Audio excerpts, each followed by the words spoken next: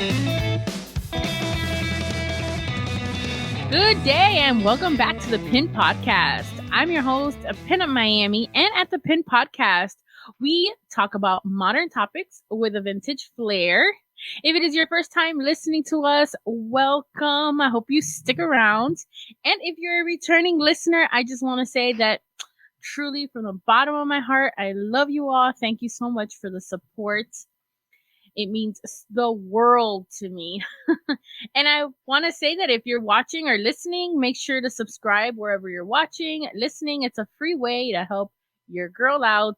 And if you want to find out about all the guests coming on the show, make sure to follow us on Instagram at the Pin Podcast Official, or you could send me a text to 1-833-48-PINUP. It goes directly to me, so you get to ask any questions to me, to the guest, any suggestions for future shows. Always appreciated. And today's episode, we have a Sarah. You guys have seen her before, heard her before. She's been on the podcast before. But this episode, make sure you have no kids around. We're going to be talking more of an adult subject. So you've been warned. Welcome, Sarah. How are you? I'm doing well. And yourself, Jen? Good. It's so nice to have you back on. Same. I'm just happy to be here. Aw. Today I wanted to talk about fetishes. I know it's such a dark, not dark, but like it's an unknown world for a lot of people. And to start off, let's just say, what is a fetish? Well, a lot of people use that word as well as kink interchangeably, and they're quite different. Let's start off with kink. Is something that you would like to explore in the bedroom, whether that's ropes or spanking or talking dirty, whatever it may be. But it is not necessary to be present in the sexual act for you to receive sexual gratification. Whereas a fetish, let's say, an easy one to do is, let's say it's a foot fetishist.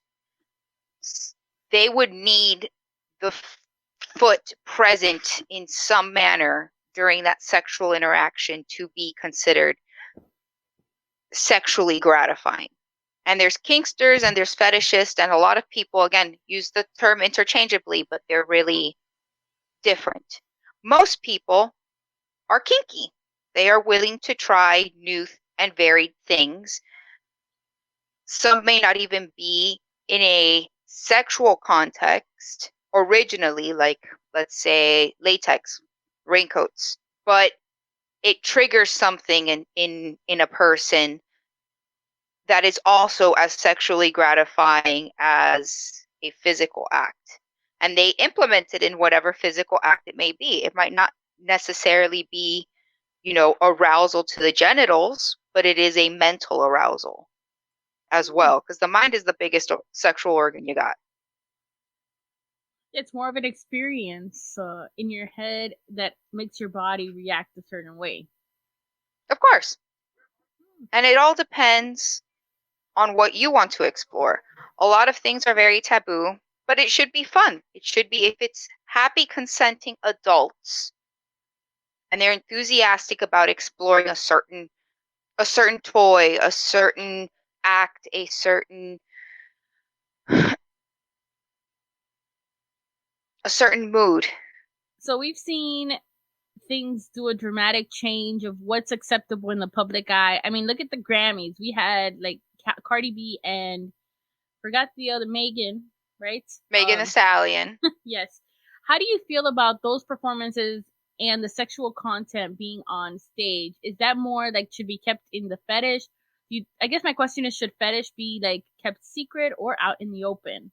And what would be healthier? What you do on your own time is your own time, again, as long as it's happy, healthy, and consenting adults. We should be able to have more open and honest conversations about sexual acts, even if it's about a sexual act or a sexual experience, but you're trying to learn more about it. You should be able to do that without any shame. There is a time and place for public play, that performance was, again, just a musical performance. Is it provocative? Yes. Was it done with the intention of starting an orgy? Not really. It's just to be provocative. And some people get off on that. There's nothing wrong with that. I think more that people have more of an issue is in public, it's because a lot of people are non-consenting adults. They don't want to see that. It's not like if you go to it's not like, let's say you go to a strip club. You know what you're going to see. You're paying for it. Yeah. You're experiencing it. But you went there. This is TV. There's kids. I understand that. I understand that a lot of people are still very protective. And that's fine. That's why we have warnings. That's why we have, parental stickers on music. And they also promote the songs and who's performing. And you if you know Cardi B, her famous song is The WAP. You know what you're getting into. Yeah. And not everything is going to be catered to the family. Not everything should. Some things are going to be catered strictly to adults, and some things are going to be catered strictly to children. And then there's going to be some people and things that are for everyone. And that's awesome. Everyone should have, a time and place for everything. You know what you're getting into if you see that show with that artist. You don't support it, don't watch it. Heck, I mean, we live in Miami. We've been seeing this since Uncle Luke. Like that to me is like, ay, mira que linda. But am I going to put my 13-year-old daughter, who is a dancer, in an outfit like that? Hell fuck no. Am I going to make sure that all the outfits she wears are something I deem appropriate because I do believe there's a lot of sexualization of children? Yes, I'm going to monitor them, but that's on the parent. Yes. And unfortunately, a lot of people don't want to take that responsibility. They want to already have it catered to them. It makes it easier. And how do you feel about TV shows? So let's say there's a fetish there's so many fetishes, right? Of course. Now, how about TV shows that use fetishes like a lot of TV shows, unfortunately, it's just like books. Mm-hmm. The source, they're always going to get it wrong. Like whether it's a show about polyamory or about bondage, both on Netflix, both horrible examples of both things. Why do you say that they're horrible? Because when you start breaking down the actual behaviors that are being exhibited, mm-hmm. they're most of the time toxic and manipulative. And it's not showing an actual portrayal of a healthy communication and how to proceed moving forward during an obstacle, whether it is sexual or romantic. So have you seen 50 Shades of Grey? Yes, of course. Now, would you say that type of movie is a good representation, bad? Have you? It is a fantasy. I am not going to judge your fantasies, and I don't think you're going to judge mine. That's what gets you off in your head. Who am I to judge what gets you off in your head? And that's great. But taking something like 50 Shades of Grey as a primer or an introduction into some pretty hardcore shit is not the way to go about it. It never is, never was, never has been. You'll have a lot of people within the community bash it, scream, say they hate it. Oh my God, don't mention it. It's like, it's a 4-letter word, surprisingly. Like, it's a 4-letter word. And it gets a lot of the teachers and enthusiasts really upset because it's portraying them as deviant in the worst ways. When they are, yes, they are deviant, but in the very traditional sense of the definition, which is they just steered a little off than just what you're traditionally going for, which for the longest time was just missionary, quiet, turn the lights off. Nobody said anything. There was nobody even alluded to that people had sex, let alone on TV, to now having 50 Shades of Grey. And it's always going to push the envelope, especially the extreme. And especially in the fetish community, the most extreme is what people are going to gawk at. What would you consider extreme? I know extreme is relative to person. Okay, no. Oh. No, extreme's not relative at all. Okay?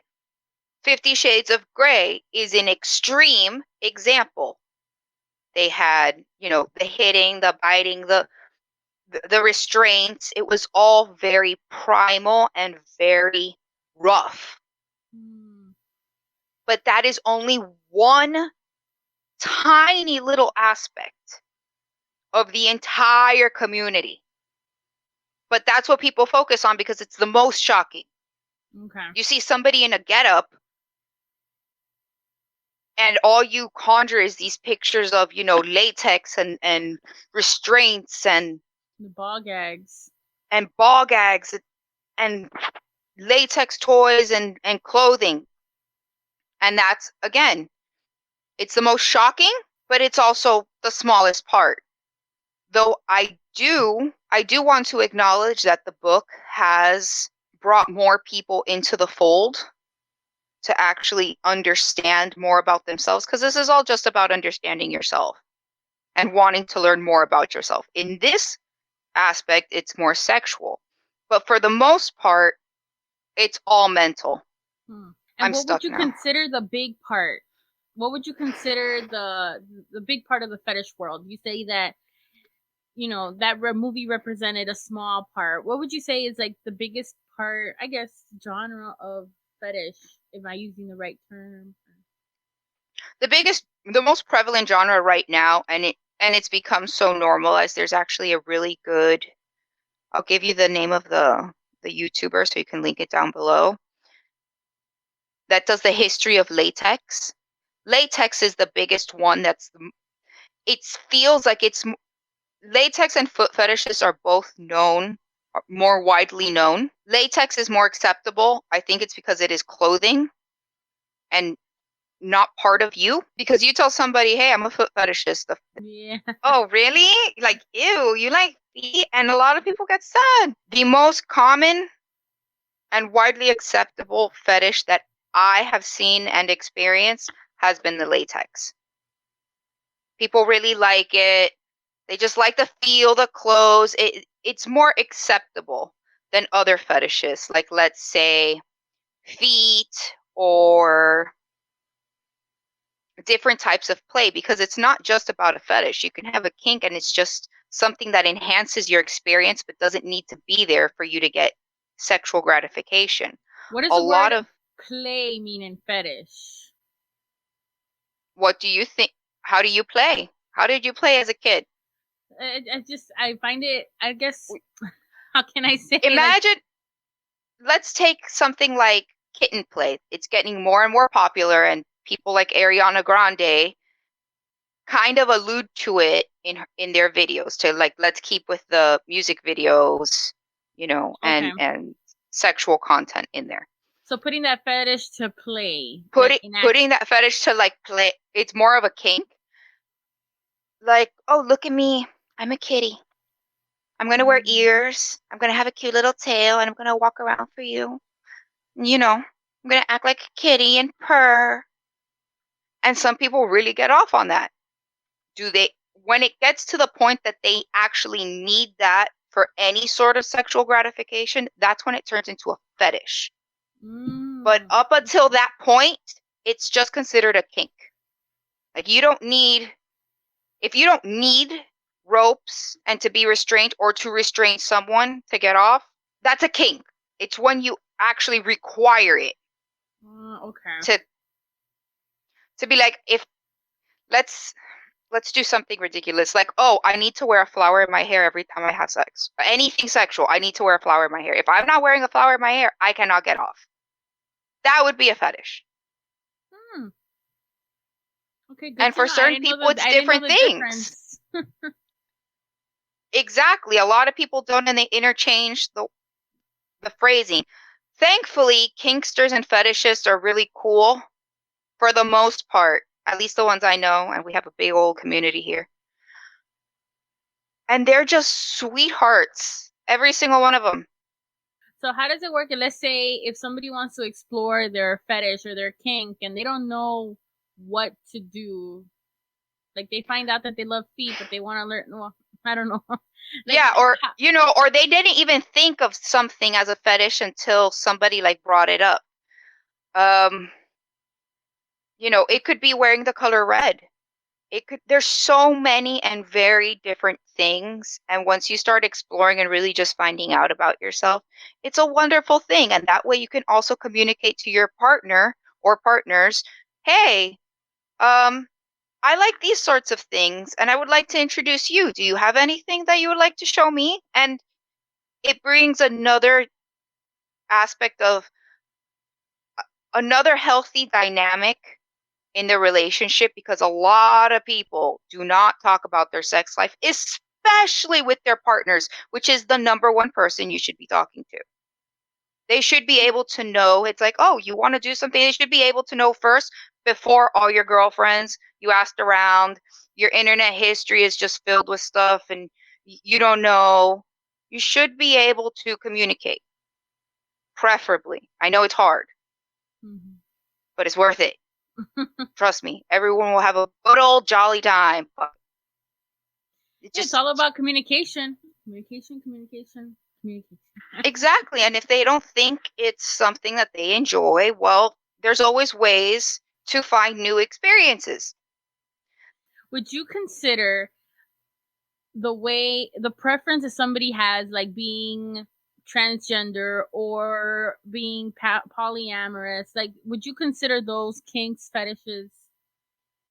They can be fetishized and they have been, but it's 2021. Stop. Transgender and transsexual is not a fetish at this point. They are people, unless they present themselves that way. And there are certain actors and actresses that they're in on it, and that's fine. But their partners have always been, from what I've seen. Again, I'm not in that particular world. Research, talk to your partner if you have a partner. Again, I keep saying partner, because I have a partner. But if you don't, there are plenty of safe websites that you can go on. The easiest one, the most accessible one, and safest one is FetLife. FetLife. FetLife. What's on that website? But okay. FetLife. Yes, that's the best. It's safe. You can explore. There's conversations. Nope. Do people hook up and use it as a hookup site? Yes, but they do that on every site. Everyone will slide into your DMs on Instagram, message you on Facebook, and give you random snaps. Whatever. But it is a great place to explore, connect, and communicate your desires with people that, yes, it's a sexual topic, but they're not trying to get into your pants. They're trying to figure out this, whatever the dilemma may be, together. Whether it's, I want to get into rope and I don't know what to do, or, oh my goodness, my latex broke for the 5th time. I can't stand this oil. Does anyone have a recommendation on how to clean this? Or, I want to build a St. Andrew's cross. How do I do it? I don't even know what that is.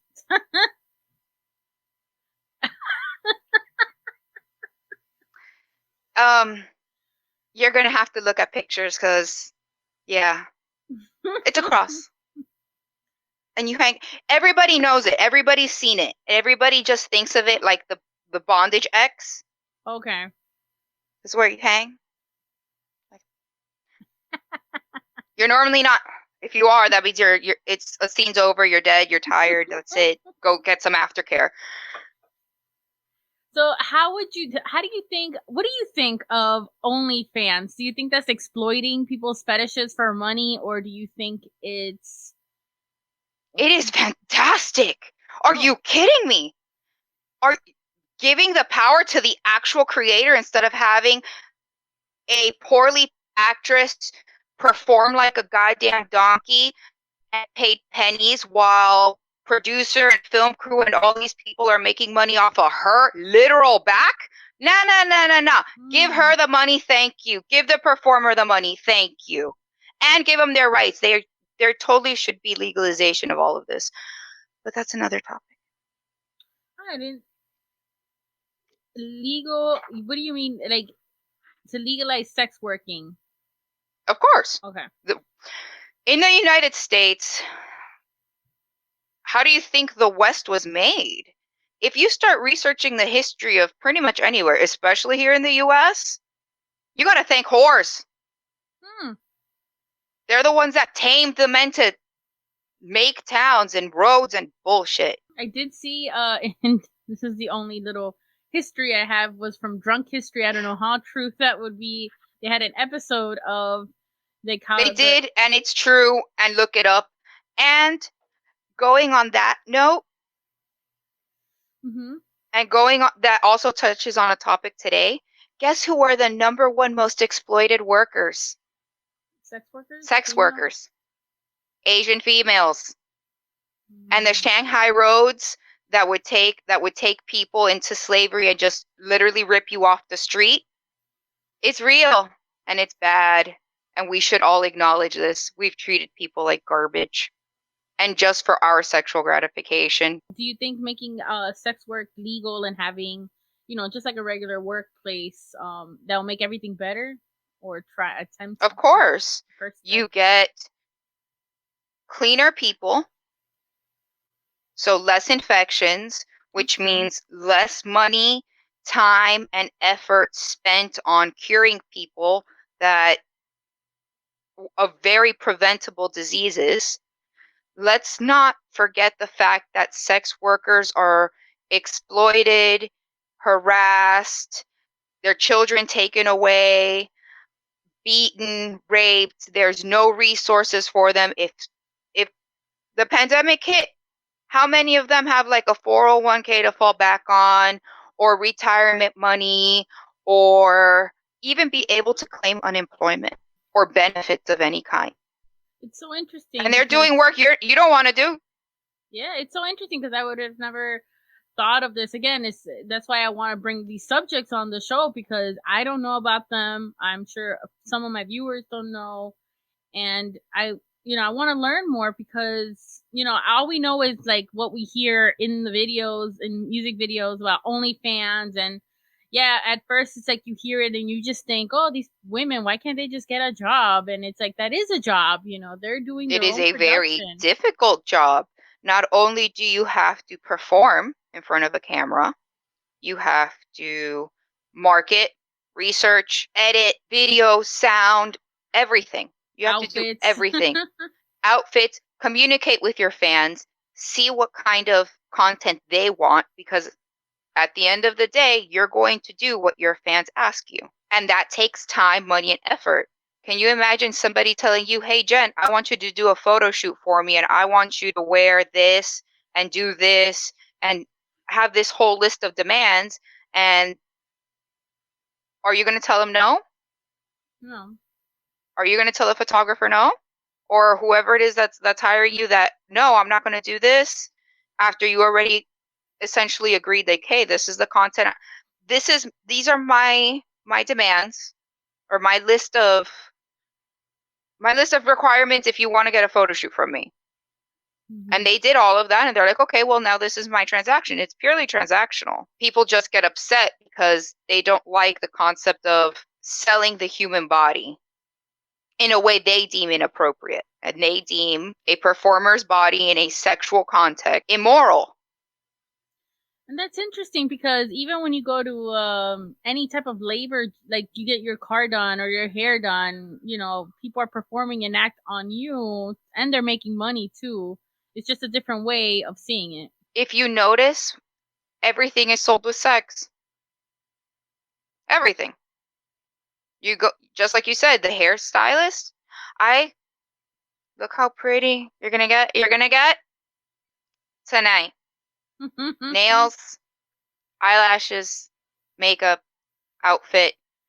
It's all catered to the one thing that most of us, we all just want to find a mate, whether it's for a night or if it's for longer. And it's just how you interact with that person. You're not being forced to interact with somebody that you don't want to. And you have all the power. Yeah, no pressure. There's no pressure.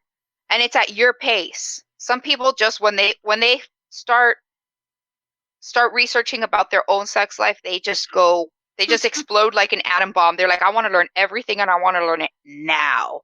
And I want to do it all now. And that's wonderful. And other people are very shy and timid. They're like, I'm gonna just experiment with maybe trying on a new pair of undies. And that's great. There's no shame. There shouldn't be any shame unless that's your kink, but that's a whole different There's a kink for everything. Oh yeah. Being shy. And a lot of times it's just role play. A lot of people like to pretend they're somebody else or a better version of themselves. And they don't let themselves experience that because no. Why am I pretending? Why am I acting? Because it's fun. And just because it has a sexual context to it doesn't mean it's a necessarily physical act either. Yeah. Because most people think sex, they think it's a physical thing. It's also mental. Mainly. Even if you're straight vanilla. Even if all you want is you, your partner, and no clothes, no nothing, still speak, communicate. Now, one thing I wanted to end this episode with is I want to know about the fetish parties, because when I think fetish parties, I'm gonna put it in my own terms. What I think of, what I used to think of before I even knew what they were, is when you first hear it, you think it's like a bunch of people having an orgy in a room, and I feel like that's the wrong impression to have. But that's what I feel like. I mean, I'm a victim to that because I thought that way before. Most people, unfortunately, think the way you do. Yeah. I blame movies for that. And mostly what you see in movies are more already heavily consenting, thoroughly tested adults that have been doing this with each other for a while. Here in Florida, the word fetish is very interchangeable with kink. Fetish parties, like submission, or there was another one it was submission. Submission, alter ego. There's a whole slew of different parties here, but they're more kink parties. Think of it more like a meet and greet. You get to wear whatever kink you want. It's allowed. You want to wear latex, you want to wear lace, you want to wear just a really nice suit. That's all allowed and accepted. And then it's just a regular club. It's a regular club. People are dressed a bit differently. But we get the same stigma when we go to brunch and are dressed the way we are. Yes. It's basically a safe space to express yourself. Nobody's going to take your picture unless you allow it. Nobody is going to come over to you and start grabbing you. The first 3 rules are consent, consent, consent. They will kick you out if they even think you're looking at somebody funny with any ill intention. They don't play with that here.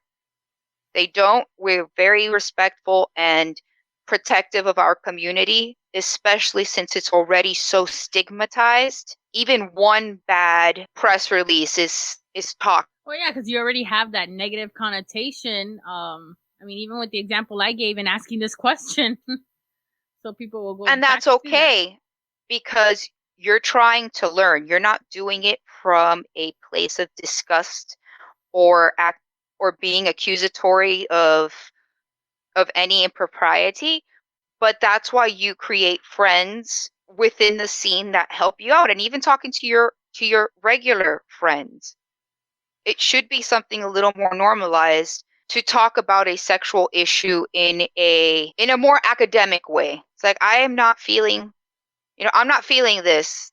Am I doing something wrong? Can I get your opinion without any shame or laughter or feeling dirty? Because none of this is dirty. I mean, we all got here because two people decided to bang, for the most part, like 99% of us, and that decision is a bit iffy, but we're not going there either. So in these fetish parties, since you mentioned it, so you're not allowed to take photos in them. No. And you are not allowed to take photos. They sometimes have a photographer, and you sign a waiver if you're okay or not okay. But for the most part, no. People are very respectful of that. They're not going to, out you. A lot of people have jobs that unfortunately they can't express themselves because they will be stigmatized. And that sucks.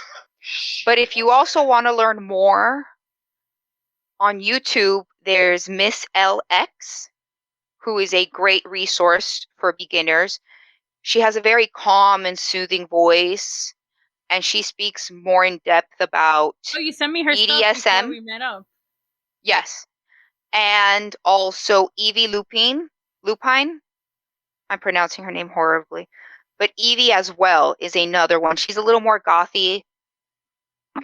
But she has also great information and different discussions. FetLife to you seems a little too out there, then start with videos, and YouTube is actually a great resource to dip your toes into learning a little more about you and what you may or may not like. It might surprise you. The last question I have for you is, what do you think about, we've talked about OnlyFans, but how do you feel about the porn industry? And I know that a lot of people always talk about Pornhub. Toxic. It's toxic because the people that are on there, how do they get paid? I don't even know. That's why I think OnlyFans is a great way to start the normalization. Views and clicks. Depending on what era you're talking about. Okay. I'm talking about now. I didn't even know there was now eras. Oh, of course. Every era had its own ups and downs and how actresses would get paid. And even to this day, like, you had very few actresses get paid or be as popular as, let's say, Jenna Jameson back in the early 90s. Now she wants nothing to do with porn, and that's great for her. But at the height of her career, I believe she was one of the most highly paid porn actresses, and even that was paltry compared to what she should have been getting paid. They've never treated and men get paid even worse. Really? Surprisingly. Like, it's one of the few industries that the men will actually get paid worse. That's why you see a lot of them have their own sites before OnlyFans. You have like James Dean and a few others that have their own sites because they can control their content. They can control, and their content means not only what they're shooting, but who they're shooting with, which is another big issue in main porn. It was. I haven't stepped into that world in about like 5 years because I'd rather just, if I'm going to get porn, I'd rather support a content creator that's actually making it because they want to and enjoy making the content than being a show pony. It's safe to say that you like the direction with OnlyFans and where it's going from there. For the smaller creators, and I honestly believe bigger creators, if you already have a name, like an actress like Bella Thorne, or are already a very, very famous porn actress. I can't even say who at this point. Riley Reid? I don't even think she has a porn. No. But I think bigger actresses, and I know OnlyFans,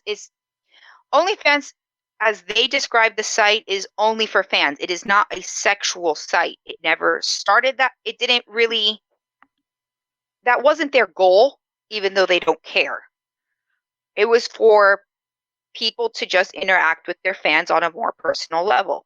That being said, now that the site has formed into more of a sexual pay as you go, I honestly think bigger creators should just leave the platform or have a separate platform to it, because they're already making enough money outside, and now they're making all this money in. I sound so bitter.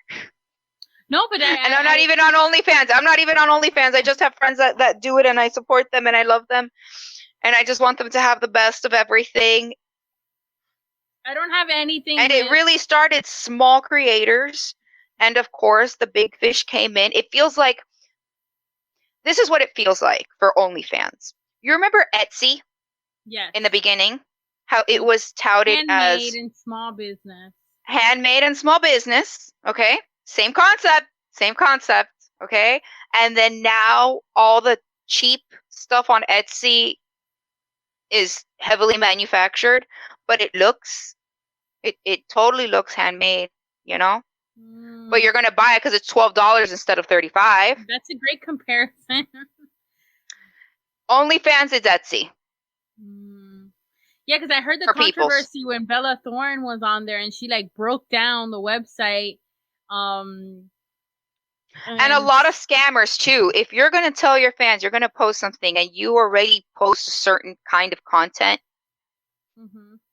and you're not basically fulfilling your end of the bargain, don't be scummy. Well, Sarah, I want to say that this has been very insightful. Because for me, I'm one of those people that will giggle at the subject, because again, I'm not very, and that's fine. It's aware great. of it. And I hope somebody learned something, and you gave a lot of resources that I'm gonna link on the description of this episode and in the show notes. So if anybody is interested in learning more or finding out about their own fetish or kink, that, you know, the good thing about nowadays is you have the internet. You know, you don't have to go to talk to somebody if you're too shy. You could just find out on your own. You could reach out to Sarah, you know, and it's just an amazing time to be in. And it's just about pushing forward and finding that these are just not, you know, it's not something to be shy about, and just communicate with yourself. It's okay to have fun. There you go. Okay to have fun. It's okay to have fun, and it's okay to be silly. Not everything is super serious. Oh, I like that. Next week. It's true. Next week, I'm going to be having Kat from, it's going to be a totally different subject. We're going to be having Kat from the Beauty Parlor in Orlando. She was also part of the Pin Calendar 2021. And we're going to talk about how your hair could make your personality and your self-esteem go up. So that's going to be exciting. Yeah, Sarah, I want to say thank you so much for being on the show. Always thank you for having me. I'm sure I'll have you back. People are going to have more questions, and I will see you then. Perfect. Thank you. Bye.